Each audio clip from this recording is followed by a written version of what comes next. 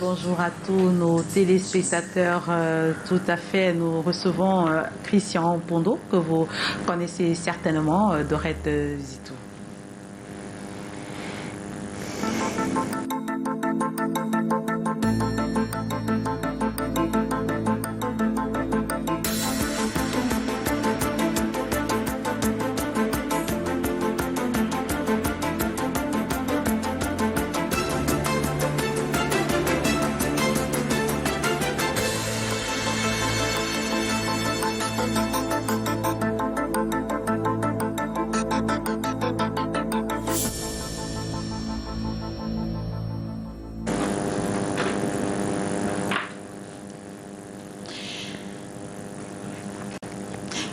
Bonjour à ce nouveau numéro de Un jour, un événement. Nous sommes le mercredi 16 novembre 2022 et comme chaque 16 novembre, la tolérance est prônée à la faveur d'une journée internationale. Le but est de promouvoir le respect et la compréhension entre les peuples car le monde est caractérisé aujourd'hui par un radicalisme et un extrémisme violent. La tolérance est le respect, l'acceptation et l'appréciation de la richesse et de l'adversité des cultures du monde et des modes d'expression. Sans la tolérance, l'on est exposé à des divisions, à des préjugés, à des violences qui peuvent aboutir à des guerres. Il est déjà avec moi sur ce plateau, Christian Pondo, pour en parler. Bonjour Christian. Merci, bonjour. Bonjour Mireille Flore et bonjour aux millions de téléspectateurs qui nous regardent dans cette émission. Alors vous êtes un homme de culture et de médias, Christian. Vous êtes artiste gospel. D'ailleurs, vous avez à votre actif une collaboration avec Georges Seba. Et vous êtes un acteur social engagé pour la tolérance. D'ailleurs, vous avez remporté lors du récent Festival national des arts et de la culture le prix de la meilleure déclamation. Et celle-ci portait sur la tolérance. Christian Pondo. Oui, c'est vrai. Récent, peut-être pas, mais en tout cas, c'était la dernière édition du Festival national des arts et de la culture. C'était à Berthois. Et j'ai eu à être auréolé du prix de la meilleure déclamation patriotique portant sur ce que je pourrais qualifier ici le champ lexical de la paix et du vivre ensemble. Et dans le champ lexical de la paix et du vivre ensemble, nous trouvons naturellement la tolérance. Et je me souviens de cette portion de déclamation à la nation qui disait ceci: nos différences ethno-tribales, culturelles et linguistiques ne sont pas une faiblesse, mais une richesse et une singularité qui fait du Cameroun le Cameroun. Alors, toute une journée, Christian Pondo, pour parler de tolérance, est-ce à dire que le mal est profond? Une chose est sûre et certaine, c'est qu'il y a un besoin. Les journées mondiales ne sont pas anodines. Quand on parle de journée mondiale de la tolérance, c'est parce qu'au plan mondial, on a constaté qu'il y avait un problème. Et généralement, les journées mondiales sont dédiées à une conscientisation. Il faut conscientiser les masses, il faut conscientiser les gens sur un sujet, sur un thème. Et je crois que si on en est arrivé à penser qu'il fallait toute une journée pour parler ou conscientiser au sujet de la tolérance, ça veut dire qu'on était face à un mal qui était profond et il fallait que la mesure de la cure soit aussi profonde. Et c'est le lieu ici de dire que c'est une journée mondiale, non pas camerounaise. Tout à fait. Donc le mal est profond, il n'est pas que camerounais, il est mondial. Alors comment comprendre cette montée de la non-tolérance-là? Pourquoi aujourd'hui les gens ne se tolèrent plus? C'est une excellente question parce que je pense qu'il faut se poser les bonnes questions. Et afin de trouver les bonnes réponses. Si on ne se pose pas les bonnes questions, on n'aura naturellement pas les bonnes réponses et nous ne saurons pas quoi mettre sur pied ou en place pour pouvoir endiguer une situation de non-tolérance au plan mondial, par exemple. Alors, pourquoi est-ce que les gens sont-ils non-tolérants? Pour plusieurs raisons.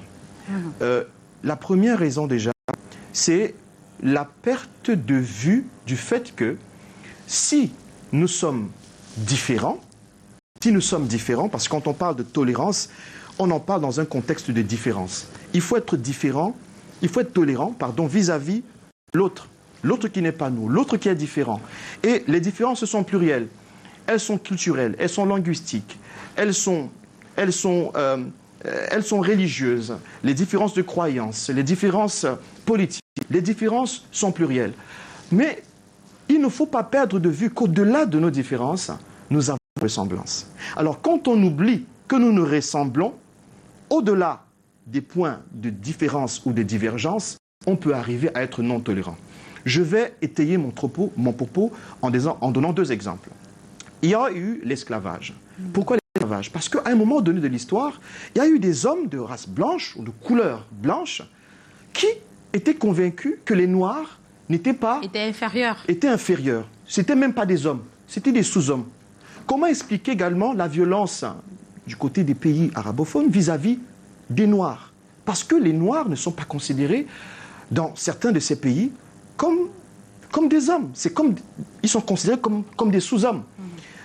Aux États-Unis d'Amérique, pourquoi est-ce que les policiers blancs continuent encore d'être violents vis-à-vis des hommes de couleur ou des Noirs? Parce que ces derniers sont considérés comme des sous-hommes. Voyez-vous, lorsque vous perdez de vue que l'autre qui est différent de moi, à certains égards, me ressemble, il et moi, nous avons des points de ressemblance, vous pouvez tomber justement dans la folie, dans la bêtise de la non-tolérance. Et c'est pourquoi j'aime beaucoup ce qu'un artiste américain a rappelé à la société américaine. Il disait « No matter our colors, we all bleed the same ». Quelles que soient nos couleurs, nous saignons tous de la même façon. Mireille Flore, si sur le tarmac, nous avons un sang d'un Africain, un sang d'un Européen, un sang d'un Asiatique, serez-vous en mesure de pouvoir déterminer que tel est africain, tel est européen, tel est asiatique? Non, nous saignons tous de la même façon. C'est le même sang rouge qui coule dans nos veines. Alors, Christian Ponto, on comprend aujourd'hui que c'est nos différences qui créent un peu cette montée de l'intolérance. C'est vrai que ça existait déjà si on rentre dans l'histoire, mais aujourd'hui, c'est beaucoup plus accentué. Oui. Et qu'est-ce qu'on devrait faire pour que chacun ait une once de tolérance en soi? Mais déjà, il ne faudrait pas manquer de revenir de ce silence coupable face aux mauvaises fréquences de non-tolérance. Il y a eu le génocide rwandais, le génocide plus précisément des Tutsis par les Hutus. Pourquoi? Parce que au Rwanda, à un moment donné, il y a eu une radio dite des 1000 collines qui a commencé à propager un message de non-tolérance, qui disait aux Hutus que les Tutsis étaient inférieurs et qu'il fallait qu'ils les massacrent. Malheureusement, ces derniers, exposés à cette mauvaise onde, se sont laissés empoisonner et ça a donné 1 million de morts, 1 million de Tutsis massacrés. Voyez-vous, la non-tolérance a beaucoup de fréquences. Il est donc important, comme le disait De Gaulle, nous n'avons pas pris lors de la Révolution française, nous n'avons pas pris les armes, mais nous avons pris la parole. Il est important de parler, il est important de sensibiliser. D'où justement la raison d'une journée comme celle-ci qui nous permet de prendre la parole. Et nous ne sommes pas en train de perdre du temps parce que, attention, la parole est puissante. Une bonne parole semée est une bonne action en voie d'être récoltée. De même qu'une mauvaise parole semée est une mauvaise action en voie d'être récoltée.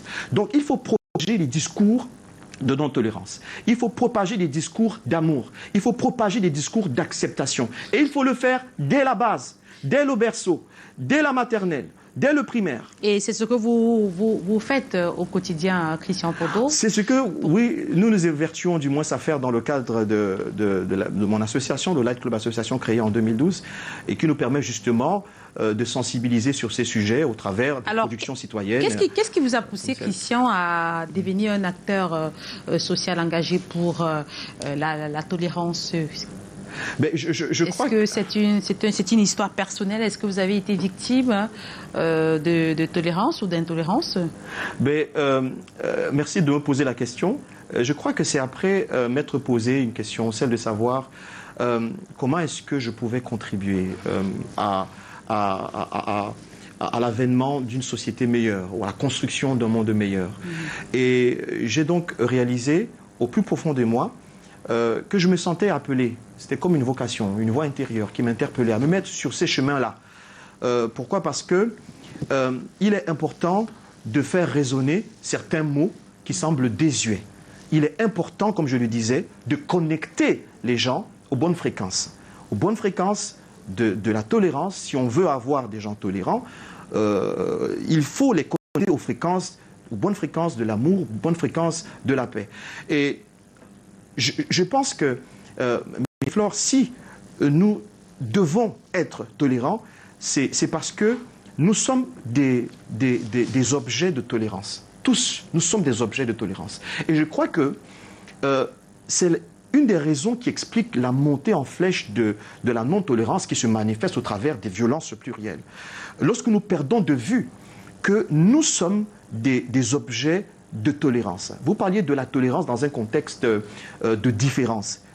Il y a un autre contexte où on parle de tolérance. Et ce contexte, c'est lorsque nous sommes face à l'offense. Lorsque nous sommes face à l'offense, lorsque autrui nous a offensés, lorsque autrui nous a fait du mal, quand il nous a fait du tort, nous devons répondre, non pas par, comme on dit au quartier, le retour, ou par la vengeance, hein, parce que la vengeance est violente. Quelle que soit la forme qu'elle prend, la vengeance est toujours violente. Donc, nous sommes des objets de tolérance.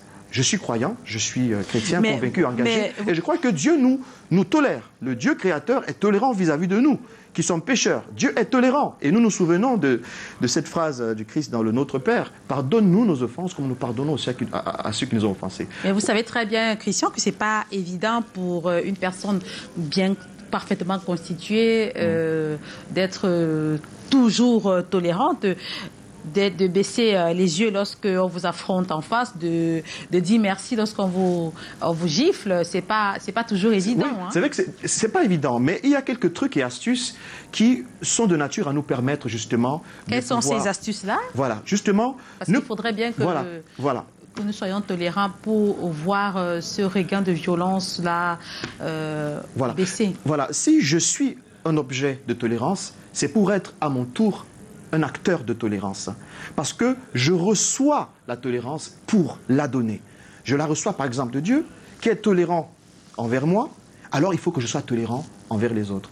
Il y a une parabole qui est très inspirante. Déjà des astuces. Oui, bien sûr, c'est ça, nous sommes au niveau des astuces. Se souvenir que, tout comme les autres, nous on dit de l'erreur, on dit de la faiblesse qu'elle est humaine. Oui, l'erreur humaine. Voilà. Donc, si autrui m'offense à cause d'une faiblesse, à cause d'un manquement qui peut être de plusieurs ordres, il faudrait que je comprenne que moi aussi, j'ai des faiblesses. Moi aussi, je peux commettre une erreur. Donc, je dois être tolérant parce que, tôt ou tard, d'une manière ou d'une autre, moi aussi, j'aurai besoin de tolérance. Alors, Christian Ponto, on s'achemine déjà vers la fin de cet entretien. Et lorsqu'on préparait ce programme, vous m'avez dit que vous avez été approché par, par les deux bords différents politiques qu'on pourrait qualifier d'extrêmes de notre pays. Ouais. Sur cette information, vous pouvez la partager avec nos téléspectateurs? Oui, je dois dire que c'est lors de la sortie de Déclamation de la Nation qui m'a valu le prix de la meilleure déclamation au Festival national des arts et de la culture.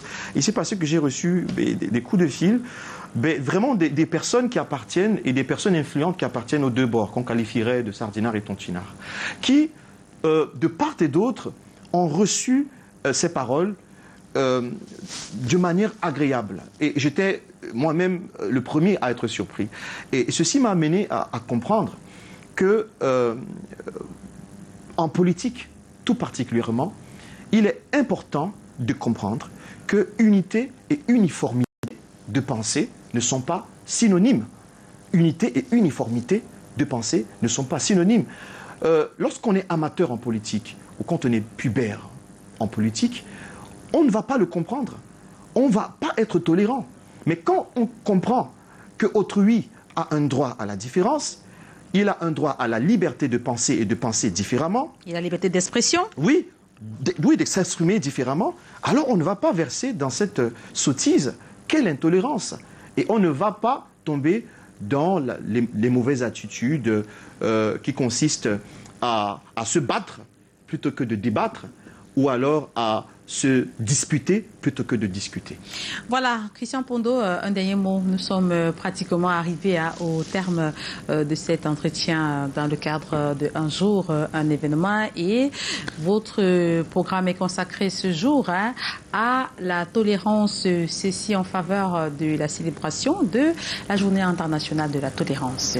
Oui, et le thème, c'est la tolérance, voilà, pour se faire des amis. Et c'est vrai qu'il ne peut pas avoir d'amitié sans tolérance. Parce que dans l'amitié, on doit se tolérer. Un peu même dans le mariage également. Exact.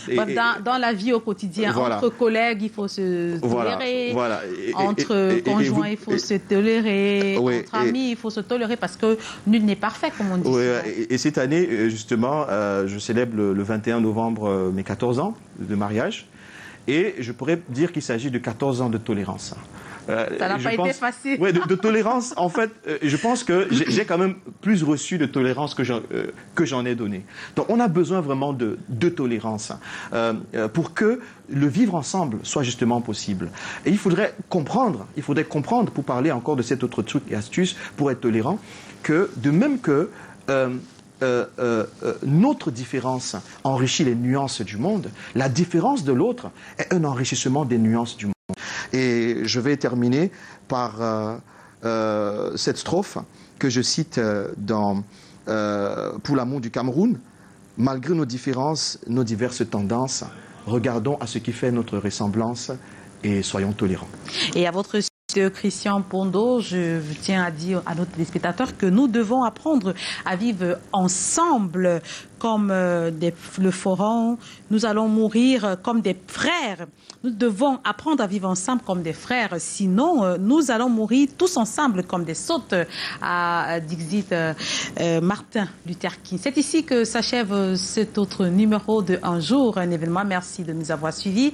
Dorette, à vous l'antenne pour la suite de Nous chez vous.